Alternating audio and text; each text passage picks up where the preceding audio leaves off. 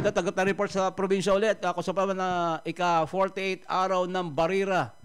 Ipinagdiwan po ng mapayapa at buong pagkakaisa ng mga mamamayan. Narito ang balita ni Jomar Abdul.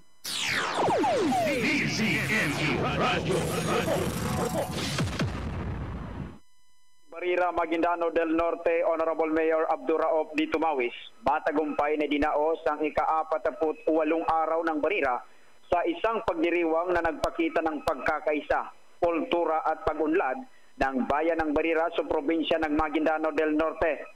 Ang makulay na selebrasyon ay dinaluhan ng mga presidenteng personalidad mula sa pamahalaan, seguridad at iba't ibang sektor ng lipunan na nagbibigay pugay sa mayamang kasaysayan at patuloy na pagangat ng bayan ng Barira. Ang pagdiriwang ay nagkaroon ng special na kislap sa presensya ng mga kilalang panauhin, kabilang sina elected Maguindano del Norte Governor, Vice Governor at Bangsamoro Government Interim Chief Minister Abduraof Makakwa. Bukod pa rito, nagpakita rin ang kanilang pakikisa ang mga alkalde mula sa mga karatig bayan na kilala bilang mga Iranon mayors na nagpahiwatig din ng sama-samang pagtutulungan para sa rehiyon. Hindi rin nagpahuli ang mga kasundaluhan, kapulisan na nagpakita ng kanilang dedikasyon sa pagpapanatili ng kaayusan at seguridad sa buong pagdiriwang. Ang kanilang presensya ay nagbigay ng katiyakan sa mga dumalo at magpagtibay pa rito sa pundasyon ng isang mapayapang komunidad.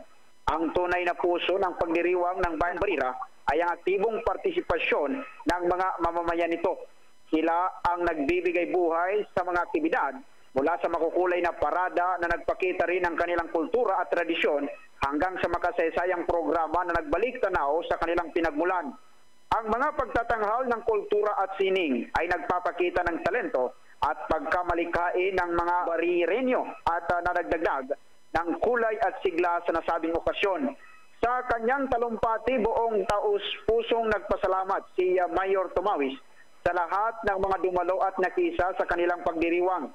Binigyan din ito na ang tagumpay ng ika-48 araw ng barira ay isang patunay ng pagkakaisa, katatagan at patuloy na pagsisikap ng bawat Barineño tungo sa isang mas maunlad at mapayapang komunidad.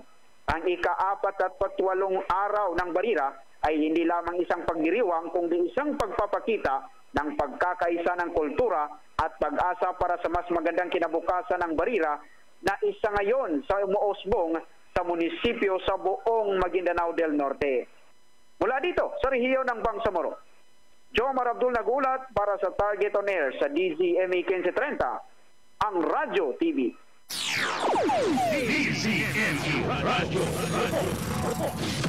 Maraming salamat kay Jomar Abdul.